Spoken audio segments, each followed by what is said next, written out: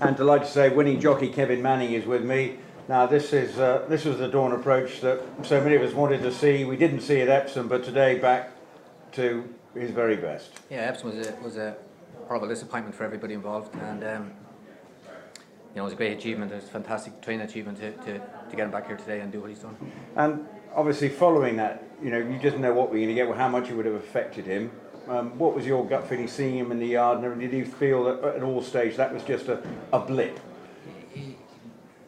Just as I said somewhere on an interview during the week, if you just didn't know the Derby existed, you would think he was the very same horse as he was before the English Guineas, riding him work and all the rest. And at what stage since the Derby did people suddenly start to think, okay, we sort of knew last Thursday, but was there a time, an inkling before that we could crack on and come here for the St James's? Well, for me, I don't know, but I mean, the horse came home when he was going through his slow paces, I'd imagine, and so on, and it's only then in the latter days when he stepped up and done a bit of work and he felt 100%. And why do you think that it just went so horribly wrong at the Derby? I would reflect on it, but it was just not any sort of horse that we'd seen before. Yeah, it's 3 weeks nearly now, and I could sit here for 12 months and talk about it, and I still can't know the answer. That's the bottom line. And then when you were going down today, was it the Dawn approach that won the 2000, feeling right, okay, he's back in front of a huge crowd? It's the same. Yeah, he hacked down. He just picked up the bit a little bit running down the hill, which would be normal for any horse. But when I asked him to come back to me, he came back to me, and he felt the same horse he did for the 2000 Guineas. Now it got a little bit messy. So talk us through those final stages. There was a bit of barging going on. And sort of how were you reacting to it? Well, I was travelling in behind Joseph. I felt an awful lot of horse, and when I just immediately just went to see how much horse I had, I knew I'd lots, so when I moved him out, I wasn't in any great hurry to go there, but just as I moved up onto Joseph, there's been a knock-on effect from the inside, which has turned me sideways, and in effect has caught Richard Hughes on my outside. I'll bring in Jim Bolger and at the same time the winning trainer coming to join us, but from your perspective, but that proved that he was back to the horse of old, that he was dealing with everything in front of him, the fact that he could cope with the barging match. Well, I felt I'd everything very much covered, and as I say, when I moved him out, he's gone there with plenty of horse, but it has received a serious knock from the inside, which has knocked a lot of stuff on me, which I've knocked out onto the horse on my outside, which received some contact, but it has took an awful lot out of my horse. Well, he's in the end he held on. Jim, now what a roller coaster few weeks it's been for you and for the horse. Talk us through from the Derby disappointment. At what stage do you think, well, I've got this horse back, and how are you assessing what happened that day at Epsom, which left us all bewildered, and presumably you as a trainer equally as bewildered?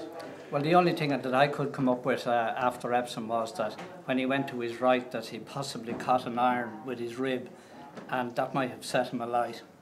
I didn't really think that the pace would have been any great problem for him.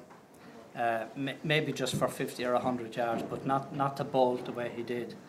So if it was not that, then it was time to draw a line through it, and that's what I did. And one of my staff in particular, Pat O'Donovan, who rides him out very regularly, he had a sore mouth after Epsom, and he was very happy to ride him out in a hackamore, which was a brave thing to do, to be going down a gallop 1.25 miles long with a hackamore, like it's almost like having no brakes. And anyway, the horse just lobbed up the gallop and everything went fine, so he was ridden in the hackamore for the week, and we knew then at the end of coming to the end of the first week that Royal Ascot could be a possibility. But so, I have to say that I got great encouragement from my staff. They were anxious to get back into the fray. Because so the yard and you all thought, well, this is not the horse that we've come to know over the year and a bit, what you've been trained, well, since his 2-year-old days. And then when did he really firm it up with Sheikh Mohammed and everyone say, right, we'll press the button here? Well, obviously, I didn't write everything down, but I do know from memory, which can let me down sometimes, as you all know. I sent a text to Simon Crisford telling him to, I was letting him down slowly, I can't remember the exact wording, but he was in for a surprise. and I suppose he was able to read between the lines. So I phoned him the following day PM, and I told him that I felt that the horse would be ready to go back to Ascot, and he said, fine, I'll talk to Sheikh Mohammed. So that didn't take too long. I think Sheikh Mohammed was just as anxious as I was to get back into the fray. And then you saw talking through the race today, we've heard what Kevin had to say, got a bit messy in the end, but the way your horse dealt with all that was coming, in sharp contrast to the nightmare scenario that unfolded at Epsom, it was the dawn approach of old. Yeah, well, it was a little more pleasant here today, I'd have to say, and the outcome was good.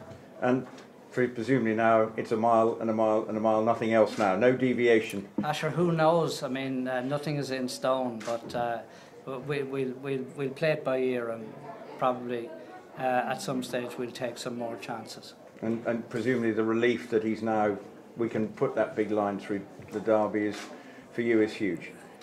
Well, we had as I said earlier, we had done that a week or 10 days ago, so I'm sure you people will be able to cope with the new situation.